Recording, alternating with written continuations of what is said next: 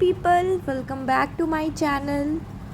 तो आज हम डिस्कस करेंगे 19 मार्च के कुछ current affairs related questions the Hindu quiz में।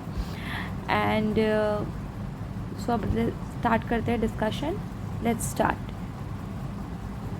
इन 2025 India recorded its warmest February on record.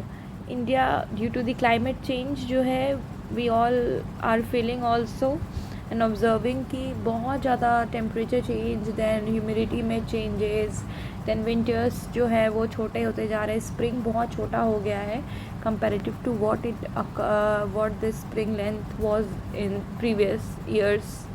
ठीक है, तो सब कुछ में चेंज आ रहा है। सब कुछ क्यों हो रहा है? Because of the climate change. So India recorded जो है अपना वार्मेस्ट फरवरी इंडिया में हुआ इन फरवरी मंथ सबसे वार्मेस्ट रहा है इन 2025। तो ये कितने साल बाद हुआ है ऐसा? सो its correct answer is 124 years बाद इतनी गर्मी जो है वो ऑब्ज़र्व की गई है in the Feb month of year 2025। Generally पहले क्या होता था, जब हम लोग छोटे थे तो फरवरी मंथ इज़ लाइक ठंडा, बहुत ठंड होती थी। देन फिर मार्च में थोड़ा थोड़ा गर्मी स्टार्ट होता था, धीरे धीरे स्प्रिंग सीज़न होता था, तो ये सब था। बट अभी तो जनवरी लास्ट फरवरी स्टार्ट होते ही मीन्स कि ठंड चली ही जाती है। सो विंटर जो है वो श्रिंक हो गया है, winter season, and summer season जो है वो बहुत एक्सटेंड हो गया है। स्प्रिंग तो बीच में गायब ही हो गया है, बस 10-15 दिन की होती है maximum. So the correct answer is 124. Temperature records of Feb 25 in India since 1901 and ये जो टेम्परेचर देखो कितना डिफरेंस है। कलर चेंज से दिख रहा है कि यहाँ पे ये है आपका maximum temperature outlook for March to May. ठीक है, एंड ये है March outlook for heat wave duration during 2025 में मार्च टू मई के बीच में। ठीक है, सो यहाँ पे क्या है कि ड्यूरिंग मार्च टू मई एवं normal maximum day temperature are likely over most parts of India except over southern parts of peninsula. मतलब जो एवं नॉर्मल टेम्परेचर, ये जितने भी रेड वाले रीजन्स हैं ये सारे एवं नॉर्मल टेम्परेचर्स जो है वो डिटेक्ट किए गए हैं यहाँ पे सदर्न रीजन के एक्सेप्ट। सदर्न रीजन को छोड़ दो तो यहाँ तो ग्रीन भी है, थोड़ा नॉर्मल टेम्परेचर है, but north is getting very heated. ठीक है, इन मार्च टू मई मंथ में, एंड मैक्सिमम टेम्परेचर यहाँ पे एवं नॉर्मल जा रहा है आपका इस एरिया में, जो भी रेड एंड स्लाइटली ऑरेंज से डिमार्केटेड है। यहाँ क्या है, एवं नॉर्मल हीट वेव डेज, यहाँ पे हीट वेव डेज को दिखाया गया है। Expected over the parts including Rajasthan, Gujarat, Haryana, Punjab, ये सब जगह हीट वेव्स जो है उनको ऑब्जर्व किया गया है इसी मार्च टू मई मंथ में सबसे ज़्यादा। All India mean temperature of February जो था, फरवरी में मीन टेम्परेचर ऑल इंडिया कितना था, 20.7 डिग्री, ऑलमोस्ट 21 डिग्री सेल्सियस जो है वो मीन टेम्परेचर रहा है इन दी फरवरी मंथ। ठीक है, और ये है 66 से 2000 से ये different mean temperatures are observe किए गए। तो सबसे ज़्यादा 22.04 इन 2025 में रिकॉर्ड किया गया है। सो दैट्स वाई ये हाईएस्ट रिकॉर्ड है एंड वार्मेस्ट फरवरी 2025 में आफ्टर 1901 मीन्स 124 ईयर्स के बाद।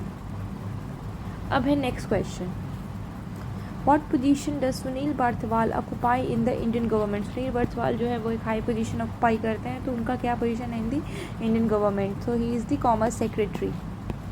ठीक है, अब ये आया कहाँ से क्वेश्चन, क्योंकि अभी इंडिया और यूएस के बीच में इंगेजमेंट हो रही है ड्यू टू तारीफ रिडक्शन को लेके, एंड फिर बायलेटरल टॉक्स से रिलेटेड, ट्रेड इकोनॉमी से रिलेटेड काफ़ी डिस्कशंस हो रहे हैं। सो कॉमर्स सेक्रेटरी जो है उन्होंने बताया कि इंडियन यूएस के बीच में ट्रेड को लेकर के एक्टिवली इंगेजमेंट चल रही है।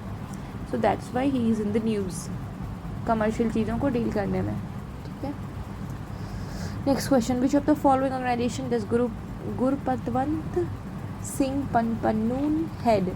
जो अभी जो गुरुपंत सिंह पन्नू जिनको कहते हैं, जो खालिस्तानी ग्रुप में जिनकी डेथ हो गई थी, so he is from which organisation पूछा गया, क्योंकि बीच में क्या हुआ था, पिछले साल बहुत ज़्यादा कनाडा में एंटी इंडिया प्रोटेस्ट था by this Sikh groups, and इनका बहुत ज़्यादा नाम आ रहा था because he was heading the organisation.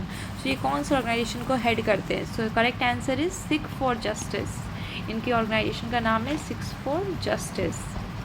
ठीक है, तो इनके बारे में थोड़ा देख लेते हैं कि इन पे की कमेटी कॉन्स्टिट्यूटेड टू इनकी कमेटी बैठाई गई कि इन गैंग्स के खिलाफ मतलब जो है जो भी चीज़ें जो भी एक्शंस लिया जा सके सो दैट ये दोनों के इंटरेस्ट में हो, इंडिया एंड यूएस, क्योंकि anti India will not tolerate anti India campaign और इंडियन फ्लैग्स को बर्न करना और इंडियन सिटीजन्स को नुकसान पहुंचाना। तो अभी एस जयशंकर की विज़िट हुई थी इन यूएस, तो वहाँ भी उनको उनकी सिक्योरिटी में जो है सिक्योरिटी ब्रीच हुआ था एंड खालिस्तानी ग्रुप्स के लोग जो है उनकी सिक्योरिटी में उनको हैम्पर किए थे। So that's why these are in news for the last 2 years, ठीक है, किसी न किसी चीज़ के कारण। सो इनका बहुत सारा क्रिमिनल लिंक है और इस गैंग को मेनली जो है according to Tulsi Gabbard, defence minister Rajnath Singh at the meeting with US director of national intelligence, Tulsi Gabbard जो हमारी यूएस की इंटेलिजेंस डायरेक्टर है उनके साथ राजनाथ सिंह की मीटिंग हुई थी and they are planning, US is planning to क्या इसको सिख फॉर जस्टिस जो ऑर्गेनाइजेशन है उसको क्या करना, डिक्लेयर करना चाहिए। US is planning to declare this organisation a terrorist organisation, ठीक है। So this is what the background of this question is. SFJ is headed by Guru Padwant Singh Pannu. तो इतने ज़्यादा खालिस्तान के बारे में न्यूज़ आ रहा है, so this is important question कि ये कौन सी ऑर्गेनाइजेशन है, मेनली सिख फॉर जस्टिस, और इसको हेड करते हैं ये। अब है next question, dance of the dragon and elephant can be understood as referencing diplomatic relations between which two country. Dance of the dragon and elephant and dragon के dance को जो है वो किस दो कंट्री को सिंबलाइज कर रही है उनके डिप्लोमेटिक रिलेशंस के रिस्पेक्ट में। सो the correct answer is India and China. Dragon से तो सबको समझ आ जाएगा कि चाइना की बात हो रही है यहाँ पे, ठीक है, एंड यहाँ पे एलिफेंट जो है वो इंडिया को डिनोट कर रहा है। सो इंडिया चाइना रिलेशंस को लेकर के उसको ही रेफर किया जाता है, dance of the dragon and elephant. ये देखो डायग्राम, दोनों एक दूसरे से भिड़े हुए हैं। It's the only right choices for China and India to be partners who contribute to each other's success and to realize dance of the dragon and elephant. China और India जो है यहाँ पे रेफ़र किया जा रहा है भाई बिस्माओ, ठीक है। सो यहाँ पे चाइना और इंडिया की बात हो रही है and referring to the Chinese depiction of India as elephant. China में इंडिया को एज एलिफेंट जो है डिपिक्ट किया जाता है with respect to diplomatic relations. जो भी उतार चढ़ाव या फिर टकराव वाले रिलेशंस रहे हमारे with respect to trade, economy, then आपके डिफेंस को लेकर एंड डिप्लोमेटिक रिलेशंस को लेकर। So that's why these both metaphor जो है वो चाइना और इंडिया को डिनोट करता है। Next, who is the prime minister of New Zealand. New Zealand के प्राइम मिनिस्टर कौन है, ये है इनका picture. So he is the prime minister of New Zealand and the correct answer is Christopher Luxon. Christopher Luxon जो है वो है न्यूजीलैंड के prime minister and he is in news because अभी रिसेंटली रायसीना डायलॉग के ये जो 2025 रायसीना डायलॉग है होगा इंडिया में, उसके ये चीफ गेस्ट भी होंगे। And India and New Zealand togetherly they are hosting the conference in India, so he is in the news, ठीक है। एंड साथ में न्यूजीलैंड के साथ हमारा जो भी रिलेशन है, बायलैटरल टॉक्स है, डिस्कशंस है, उन चीज़ों को लेके भी on the bilateral talks on the basis of defence and maritime cooperation भी साथ में हमारे जो है इन लोगों को इन चीज़ों पर भी हमारे रिलेशंस को और स्ट्रॉन्ग किया जाएगा। सो न्यूजीलैंड के ये हैं क्रिस्टोफर लक्सन, ठीक है, ये ध्यान रखना। He is the chief guest of Raisina dialogue 2025 जो कि अभी मार्च 17 to 19 के बीच हो रहा है इन न्यू दिल्ली।